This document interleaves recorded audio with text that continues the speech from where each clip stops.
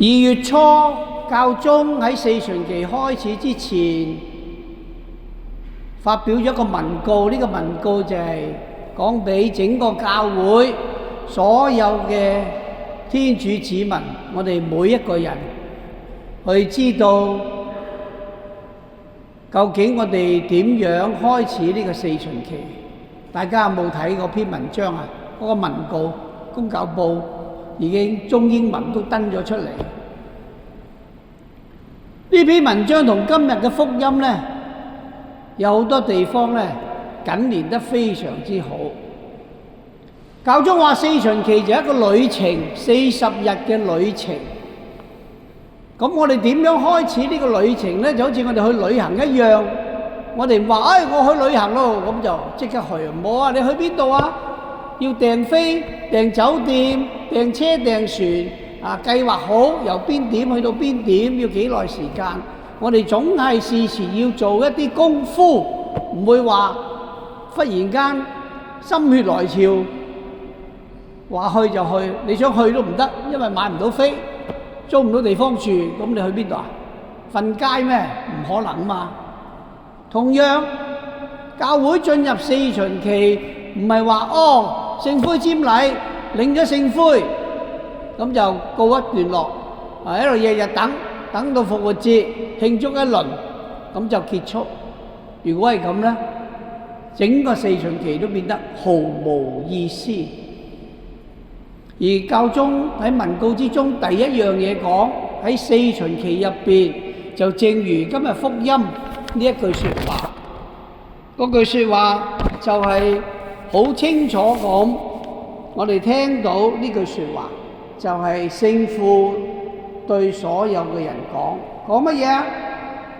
這是我的愛子，我所喜悅的，你們要聽從他。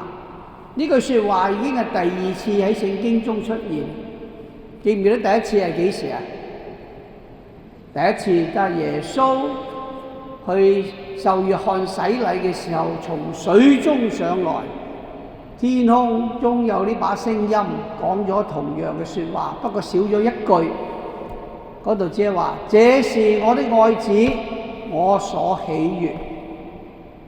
今次呢，多咗句，唔止這是我的愛子，我所喜悅，仲有一句就係：你們要聽從他。嗰個分別就係因為耶穌啱啱受洗嘅時候，未開始出去宣揚福音嘅喜訊，未教導所有嘅群眾天國係乜嘢嘅一回事，未行所有嘅奇蹟，所以啲人對耶穌嘅認識咧係非常之膚淺。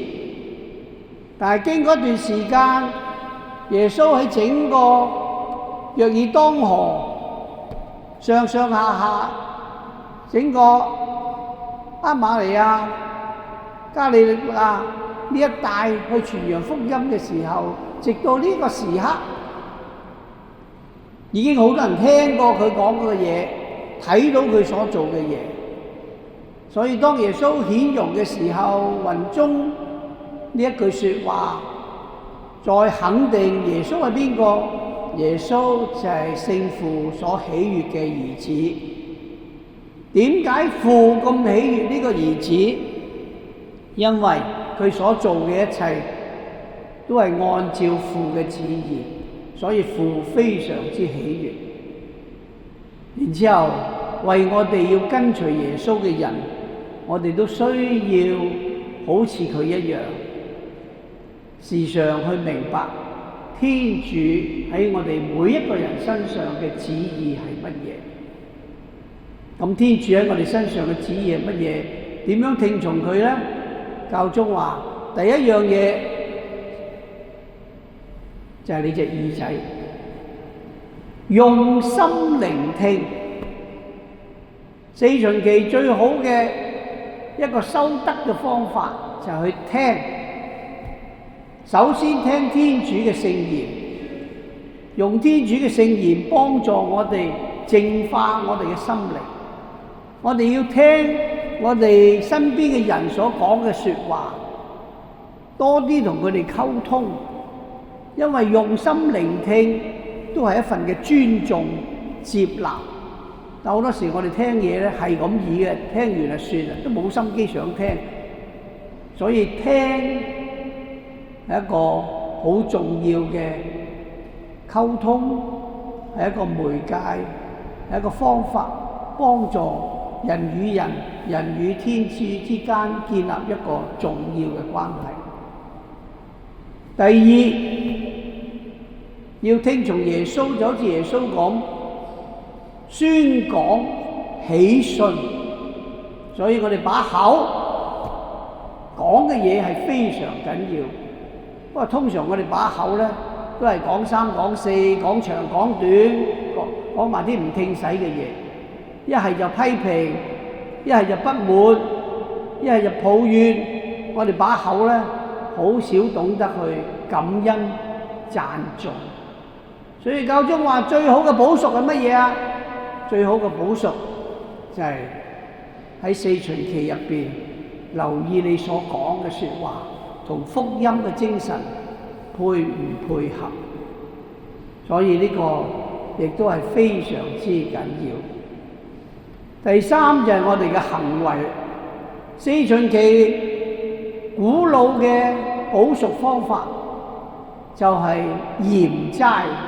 所以上個禮拜嘅福音講耶穌40日40夜進入曠野守齋祈禱，呢個係教會一直以來一個古老嘅傳統方法。呢個方法唔係只係食物嘅齋戒，嗰個只係控制我哋對於口腹嘅一個節制。但係齋戒係我哋整個嘅身心靈三樣嘢嘅一個配合嘅一個修練嘅一個克制。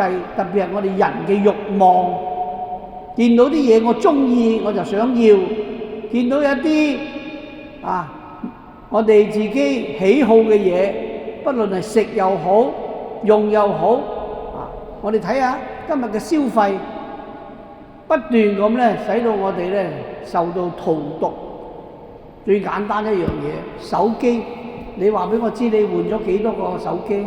點解要換啊？哎呀，嗰啲老土啦，嗰啲唔 update 啦，嗰啲上唔到網啊，嗰啲睇唔到嘢，一日就要跟住嗰啲製造商出嘅新嘅型號，不斷咁去轉變。有冇咁嘅需要咧？未必有需要。不過冇咧，好似就蝕底，唔好睇，失禮人，所以都要跟住。食亦都一樣，我哋成日都話：哎呀，要守齋啊！我最中意守齋，守齋唔食肉啊嘛，係咪啊？咁食咩啊？食龍蝦最好啊，係嘛？食鮑魚都唔錯喎，係咪守齋啊？係，規矩係，但係事實你冇克己，冇補贖，你只係滿足自己嘅口欲，有冇齋戒嘅精神咧？係完全冇。所以齋戒同唔齋戒唔係你有食慾冇食慾，而係你咪清心寡慾。所以耶穌顯示佢嘅聖容，為鞏固呢啲門徒，遲啲當佢受苦受難嘅時候，佢哋唔會絕望，佢哋唔會害怕，而睇到耶穌真正嘅面貌，加強佢哋對主嘅信心，都讓我哋喺四旬期入邊能夠時刻藉着教宗俾我哋嘅提醒同指導，好好咁走好呢個40日嘅旅程。